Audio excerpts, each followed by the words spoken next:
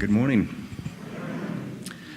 This is my first time up at the lectern, and it's good to see the front of your faces rather than the back of your heads. I thought I'd share that with you. My name's Tim Geiselman, and I'm rather new to the flock. I've been here only 2 years. And if you don't know me directly, I'm probably the guy you've seen out in the hallway gossiping loudly with Paul and Barbara about the New York Yankees and the New York Giants.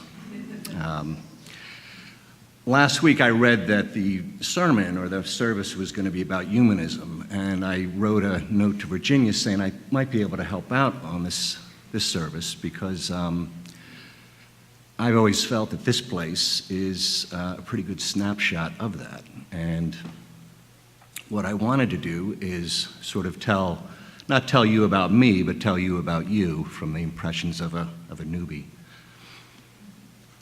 You have in your congregation a woman who runs a soup kitchen once a month in Keyport. And she has a team of about 4 or 5 other beautiful people, and they make vegetarian chili and fruit and vegetables and drinks, and they serve that to people who in Keyport have seen life's rougher side. You have in your congregation a man that worked at AT&T for 51 years. And now in his retirement, some of the things he does is he builds wooden ramps up to mobile homes for people in wheelchairs that need easier access. You have in your congregation a woman who, when she was in her 50s, decided to get her PhD in psychology from Columbia University. And you wouldn't know that because she's very soft-spoken, but she's the epitome of humility and grace. You have books, and you have book clubs, and you have covenant groups, and you have readers. You have questions, and you read for a sense of history. You have people who have very long and complicated answers when you ask them, "What are you reading now?"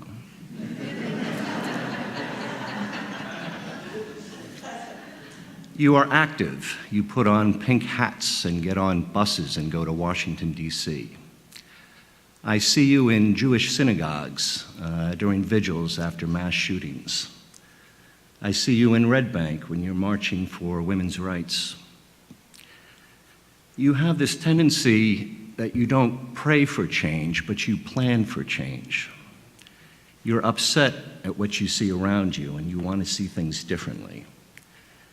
And you get together once every 2 weeks, like silent heroes, and speak about how we can change rights for immigrants and violence against women and campaign finance.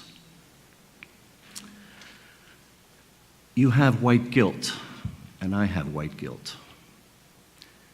You know who Marcus Garvey is. You've read Malcolm X's autobiography.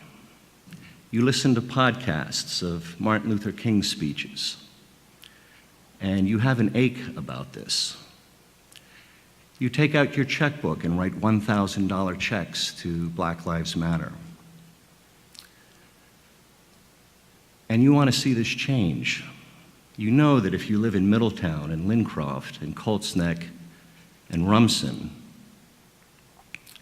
that it's a privilege and it's prosperity, but you don't want to build a wall around it. You want to build a pathway into it. You realize that privilege isn't something that you should hoard. It's a double-edged sword, and it makes you uncomfortable because not everybody has it, and you want more equitability in it.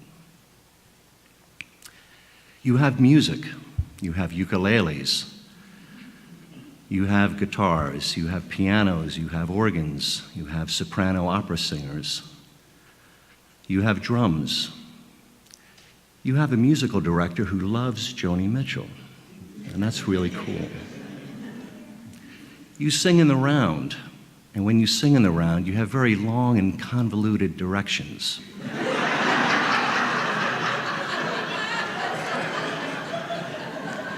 If your favorite color is green, come in on the 3rd verse. If your middle name has the letter J in it, come in on the fourth verse. But you never get confused because she gets you through it. I don't really get high on your hymns, but I really enjoy the Beatles and Cat Stevens and the Chopin pieces when we pass the plate around. You have a pane glass window of the Western Hemisphere. And I give credit to the planning committee that decided, let's not have a Bronze Age window of a man with a white beard. Let's not have a shepherd and a sheep, and let's not have a man that's agonizing in pain on a wooden cross. Instead, let's put on the only thing we know, this earth.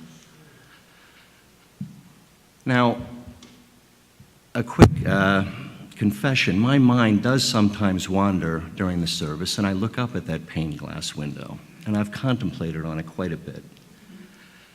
The borders of Peru and Ecuador and Colombia are pretty badly mangled. It looks like Mexico is encroaching into San Francisco. And I think most distracting is it looks like there's a hurricane bearing down on Chicago. But it's perfect. And I love you for that. If I could change one thing, we would add a second one for our brothers and sisters in the Eastern Hemisphere, to Africa and Russia and China and others. The last thing is, from me to you, is that I often come in and I read your service manual, and I always go to the third page at the bottom in the lowest font, because I like reading the names of the movers and the shakers in your congregation. And let me take a minute to read those. Michelle, Luis, Maggie, Lisa, and Monica. Now, one thing you'll notice in those names is they all belong to the club of the XX chromosome. They are women. They are mothers and grandmothers and sisters and daughters and aunts. And I think that's perfect for this place because my club, the XY chromosome club, has screwed things up pretty badly over the last 200,000 years. And it's probably time that we hand it off to the other group. And although I don't think that's going to happen anytime soon, I think it's cool that it's happened here. And for the men in the audience, I'm not disparaging you. In fact, I like you because you do some things that, for example, you get up and dance ad hoc with Circle of Fire without any inhibitions. Another all-female contingent, by the way. And you have that androgyny gene, at least that I've seen. So, again, what I wanted to say is, as you're hearing thoughts about humanity and humanism here, is you may want to look in the mirror as well, because there's a lot of that shining here in this building. So, thank you.